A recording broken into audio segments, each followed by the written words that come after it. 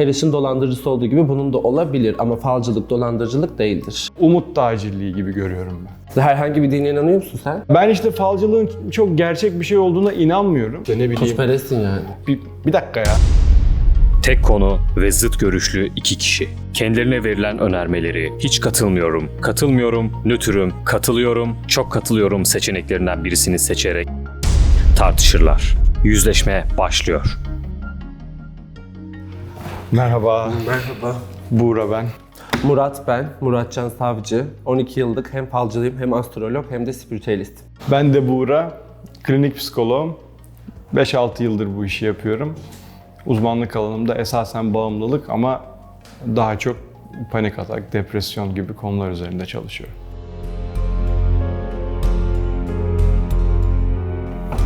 İnanırım. Neden inanırsın? Neden inanırım? Birincisi doğa kusursuz ama bu kusursuz şeyi yaratan şeyin arkasında mutlaka bir şey olduğuna inanıyorum. Aynı zamanda da insanlar bir şey üretirken veya bir şey yaparken bunu sıfırdan yapıyorlar. Mesela bir cep telefonunun yapıldığını düşün. Bunu kimse aklında hayal edemez. Abi ben böyle bir cihaz yapayım, bunu birine arayayım, edeyim, iletişim kurayım diye. Buna mutlaka sebebiyet veren farklı doğaüstü bir şey var. Bu bir yaratıcı da olabilir, bu bir tanrı da olabilir, bu bir uzaylı da olabilir. Bu uzay dışı bir canlıysa bile yine bizim doğamızda yer almadığı için doğaüstü olarak kabul edilir. Yani senin söylediğine ek olarak ben doğanın kusursuz olduğuna inanmıyorum. Çünkü insan da bu doğanın bir parçası. Neden? Neden kusursuz değil sence? Çünkü insan da yaratılış gereği ya da işte neyse inanç olarak Sen kusurlu olduğunu mu düşünüyorsun? her insan gibi evet. Çünkü mükemmelliyetçilik diye Bence bir şey olmadı. mükemmel bir insanım. Yani herkesin kendi geçmişine baktığı zaman bir takım şeyleri değiştirme arzusu her zaman vardır ve bu kimilerine göre bir şeyler mükemmel olsa bile bir takım kesime Ama bu hiçbir senin- zaman bir dakika ya. Kesebilirsin dedim. Ya mesela senin için bir şeyler mükemmel olsa bile başka bir insan tarafından bunlar mükemmel olarak görülmeyebilir. Dolayısıyla burada böyle bir denge yok bence. Ama bu insanın tamamen düşüncesi, yaşam şekli ve yaptıklarıyla alakalı bir şey. Bunun yaratılış veya spiritüalizmle bir alakası yok ki insanların geçmişteki olayların. Yok tabii ki Veya de yok. isteklerinin, arzularının verdiği kararların da bir alakası yok. Yok tabii ki de yok ama günün sonunda mükemmel dediğimiz şey çok göreceli bir kavram. Herhangi bir dine inanıyor musun sen? İnanıyorum. İşte herhangi bir dine inanıyorsun o zaman doğaüstü şeylere de inanıyorsundur. Çünkü sonuç olarak bir dinde bir yaratıcı var. O dinde bir kutsal kitap var ve bir ibadet şekli var. Bunları kabul ediyorsan o zaman doğaüstü şeylere de inanman lazım. Yani Çünkü şöyle, yaratıcı Allah ya da hangi dine inanırsan inan bu doğaüstü bir varlık. yok doğru söylüyorsun ama yani burada Allah inancı ya da işte ne bileyim ibadet gibi konulardan bağımsız olarak insan zaten yapısı gereği ya da o zihnin çalışma mekanizması gereği kendinden daha üstün ya da daha güçlü bir işte varlık ya bu illa işte yaratıcı olmak zorunda değil işte çok bir obje de olabilir bu bazı insanlara göre kendinden daha üstün bir şeye inanma eğilimi zaten vardır. Peki dünya üzerindeki doğaüstü olaylar Mesela bunlar var. Mesela bir tane doğan çocuk doğduktan sonra eski hayatını hatırladığını ve eski bedeninin nereye gömüldüğünü ve bir cinayet sonucu kurban gittiğini anlatıp faili meçhul bir cinayeti çözdü. Ve eski bedeninde kafasına sıkılarak öldürülüyor. Yeni doğduğu bedeninde de kafasında bir iz var. Mesela bu reenkarnasyonun ispatı ve bu doğaüstü bir şey. yani ben böyle bir şey duymadım öncelikle ama böyle bir şeyin olduğunu iddia edenler de herhangi bir kanıta dayalı bir şey söyleyemedikleri yani elimizde bir kanıt olmadığı Var için. işte çocuk hatırlıyor. Gözle görülür, elle tutulur bir ispat. Faili meçhul koskoca devletin çözemediği cinayeti çocuk eski hayatını yaşayarak çözmüş. Çocuk reenkarnasyonu yürüyen ispatı.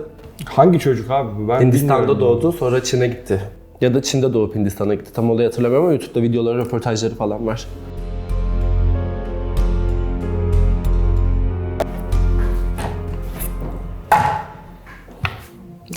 Bu konuda hemfikiriz. Bunun Şimdi sebebi- şöyle, sen zaten psikologsun, bunda senden daha iyi cevaplayabilmem mümkün değil ama düşüneceğim şu, hatta geçenlerde bir yerde okudum.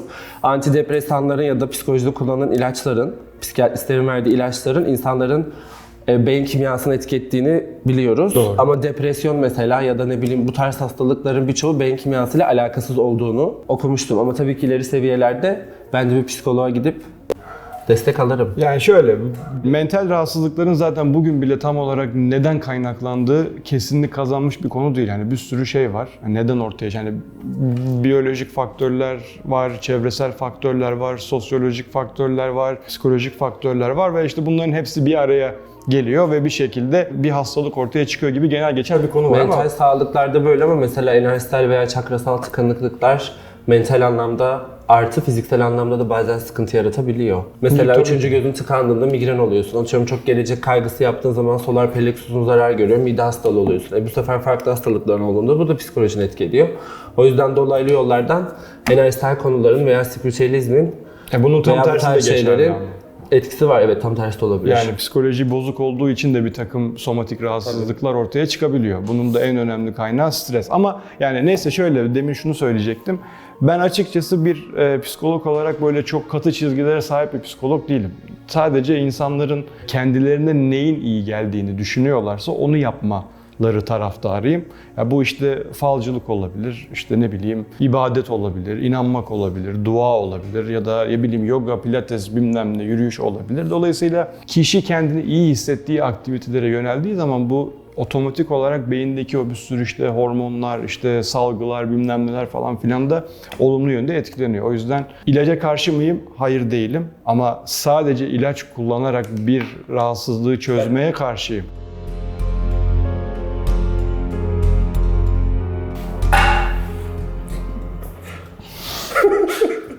Falcılık şöyle, üstüne alınma. O yüzden kısmen katılıyorum o koyacağım. Belki her falcı dolandırıcı değildir ama ben biraz artık bu falcılık işinin ya da işte bu işte büyü işlerinin birazcık daha böyle şey olduğuna inanıyorum. İnsanların daha böyle kolay yoldan para kazanmak için başvurduğu bir araç haline geldiğine inanıyorum. Bunun tarihi çok eski olduğu için bütün tarihe bok atamam kesinlikle. Ona yanlış anlama beni. Ama günümüz şartlarında değerlendirdiğimizde birazcık umut tacirliği gibi görüyorum ben. O yüzden böyle bir şey. Şimdi çok eski yaşayan kahinler var. Mesela Nostradamus, Baba Vanga gibi. Bunlardan biri kör, biri kambur baktığında. Ve bu tarz insanlar yaşadığı toplumda paranın da çok da önemli olmadığı toplumlar veya tarihler. Şimdi o dönemde bu tarz insanlara bunu fayda sunmak veya insanların hayattaki sorunları çözmek veya geleceklerine dikkat etmesi gereken şeylerde insanları desteklemek için bu işi yapmışlar. Şimdi günümüz toplumunda bunu yapabilen dolandırıcılar, yani falcılık direkt dolandırıcılık değildir ama dolandırıcılık yapan falcılar vardır.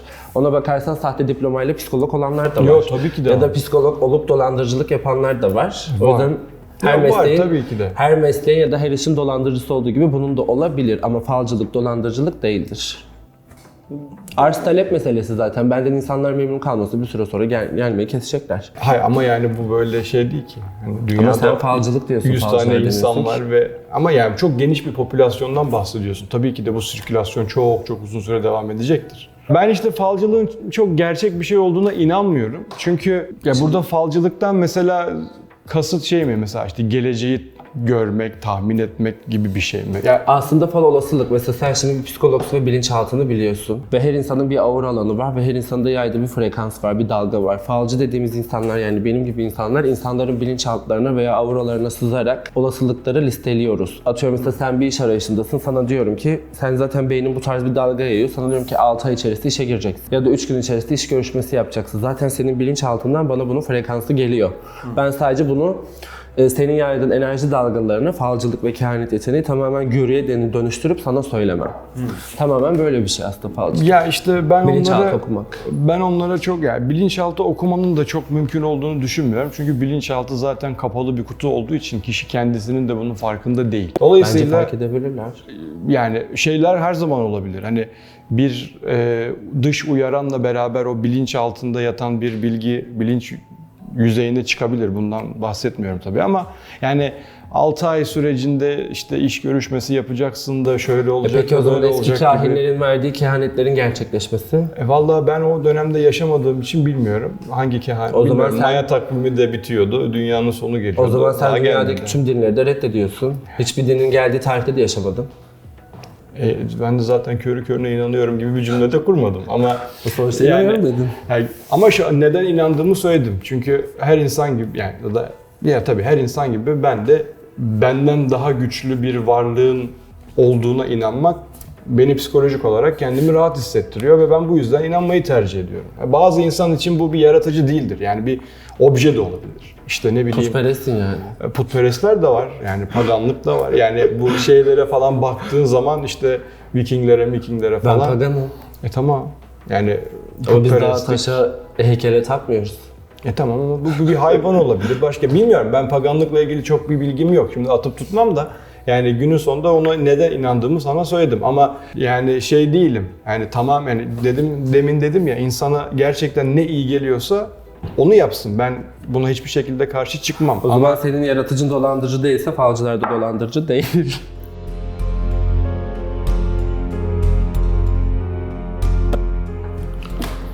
Yani buna ben şuna koyacağım.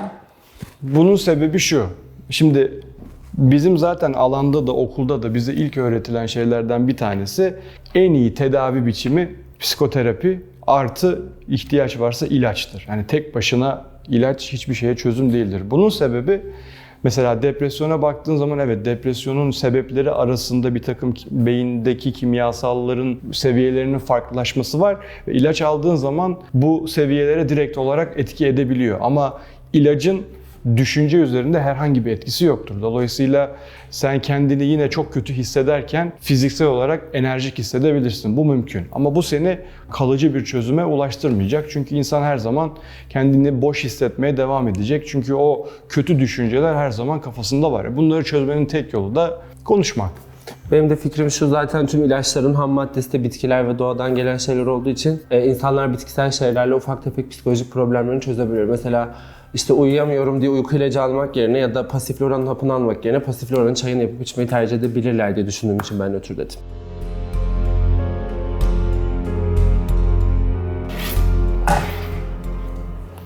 Yani rahatsızlık değildir tabii ki de. Yani günün sonunda ne istiyorsan işte kurabiyeye inan, istiyorsan masaya inan, o beni hiç ilgilendirmez. Dediğim gibi yani kişinin kendisini ne iyi hissettirecekse ona inanmakta herkes serbesttir. Hani bunun üzerinden kalkıp bir işte spekülasyon yapmayı da doğru bulmuyorum. Şimdi mesela ben bir falcı olarak bazı görüler görüyorum, şunları görüyorum, bunları görüyorum, atıyorum cinleri görüyorum diyen falcılar var. Sence bu psikolojik bir rahatsızlık değil mi? Yani şöyle, en azından direkt şizofrenin tanısı konması için Ama bir yeterli bir rahatsızlık. sebep değil.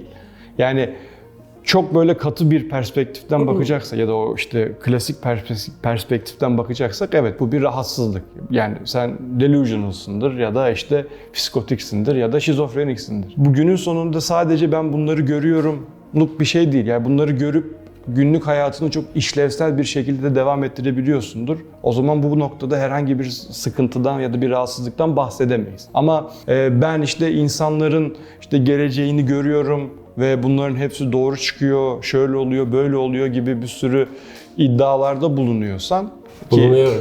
yani buna sana karşı çıkan da bir sürü insan olacaktır, böyle bir iddia Şimdi varsa. şöyle düşünüyorum ben bu konuyla alakalı. Bence bakan kişi, evet yani falcılık yapan, astrolojiyle ya da metafiziksel konularla ilgilenen insanlar gerçek hayatta yaşadığı şeylerle gördüklerini ayırt edebildiği sürece bence psikolojik bir rahatsızlık değildir. Ayırt edemediği yerde karışır. Yani evet, bir falcı doğaüstü varlıklarla iletişim kurup bunlar aracılığıyla konuşup farklı görüler görebilir. Ama psikolojik hastalığı olan birisi de bunları yapabilir. Ve bunu ayırt etmek çok zor. Ya evet, işte biz o yüzden psikolojide şuna bakıyoruz.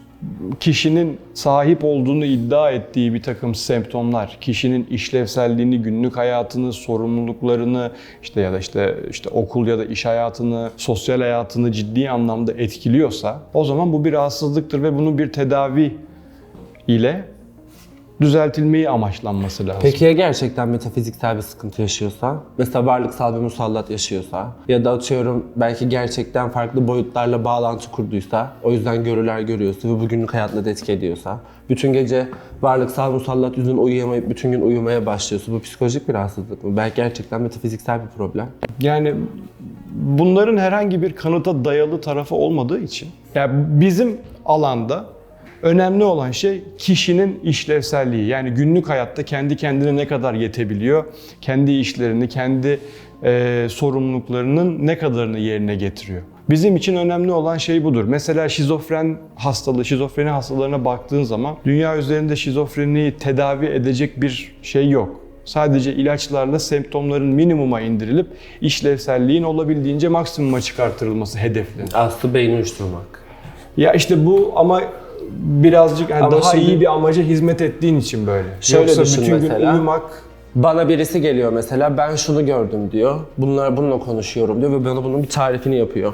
Ben onun tarifini birebir aynısını atıyorum 700 yıl önce yazılmış, çizilmiş bir kitapta bulabiliyorum mesela. Bunun bir varlıksal sıkıntı olduğunu ispatıdır. Bunun geçmiş yaşamlarda başkaları da görmüş. Evet ama yani bu her şey herkes üzerinde işe yarayacak diye bir şey bence söyleyemeyiz.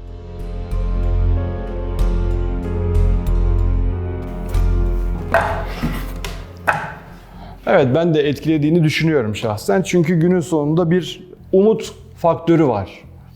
Dolayısıyla insan her zaman iyi olana ya da kendisi için iyi olana inanmaya çok daha meyillidir. Hani kimse ya bak ben ölecekmişim yaşasın ya, ben ne boktan adammışım falan, geleceğim çok kötüymüş deyip bunun üzerinden bir takım şeyler yapmazlar. Ama bunların hepsi birer varsayımdan ibaret olduğu için ben birazcık bu hani işte geleceği görme, tahmin etmeye de o yüzden çok fazla inanmıyorum. Milyon tane farklı değişken, milyon tane farklı faktör ve bunların işte kendi aralarındaki kombinasyonları gibi böyle sonsuz olasılıktan bir şeyden bahsediyoruz. Dolayısıyla sadece geçmişi göz önünde bulundurup ya da işte yaşadığın şeyleri, tecrübeleri göz önünde bulundurup bu gelecekte de böyle olur, olacak, olabilir gibi söylemlerde bulunup bunun üzerinden yaratılan varsayımsal senaryoyu yaşamamak adına bir takım çabaların içerisine girmek bence yanlış. Ama soru neydi, ben onu unuttum. Dolayısıyla kişinin umudunu ne besleyecekse ona inanmayı tercih edecektir ve tabii ki de hal ve hareketleri ona göre şekillenecektir. Çünkü bir şeyin alışkanlık haline gelebilmesi için ilk önce bir düşüncenin olması lazım. Çünkü düşünceler davranışları şekillendiriyor, davranışlar da alışkanlıkları oluşturuyor. Yani aslında çok farklı. Şimdi ben sana kalkıp mesela atıyorum desem ki sevgilinden ayrılacaksın, bu ilişkiniz bitecek. Evet, bu seni şartlar. Sen zaten sevgilinden ayrılacağına inandığın için ya da ben seni bu şekilde şartladığım için her kavganda ayrılık noktasına kadar gidebilirsin. Bu da aslında hem evrenin çekim yasasını devreye sokman hem de kendi şartlaman. Ama atıyorum ben sana sevgilin ölecek desem sen kendi şartlıyorsun diye bu sevgilini öldürmez. O yüzden bu tarz şeylerde evet bireysel olarak insanlar şartlanabilir ama toplumsal veya farklı insanları ikinci, üçüncü şeyleri etkileyen kehanetlerde bir şartlama yapamayız. Evet, Ve doğru. bunların arasında gerçekleşen kehanetler var. Yani O şöyle, yüzden tamamen %100 bu insanları şartlamak diyemeyiz. Toplumsal kehanetler de var. yani toplumsal kehanetlerin ne olduklarını ben bilmiyorum. Böyle bir bilgiye sahip yani bilmiyorum yani. Mesela hani şeyde diyorlar işte kahve falında şey diyorlar ya işte ailede işte tabağa bakıyor işte abla ya da abi neyse hane içinde bir yatalak biri var. Şimdi onu deyince ilk tepkisi ne oluyor insanın? Allah Allah diyorsun. Yani anneannem 83 yaşında, ablası var 90 yaşında, işte ne bileyim mesela benim babam çok ciddi korona atlattı falan filan. Dolayısıyla bu tarz şeyleri tekrardan tetiklemiş oluyorsun o kişide. Evet, Ama belki, o kişi de. Sen tamam burada da- olaya kehanet olarak bakacaksın. ama Fal benim olarak işim bakacaksın. bireyle, toplumla değil. Ama senin burada işin kendinle. Ben şimdi sana bir şey söylediğim zaman bu seni şartladığım için olmuyor ki.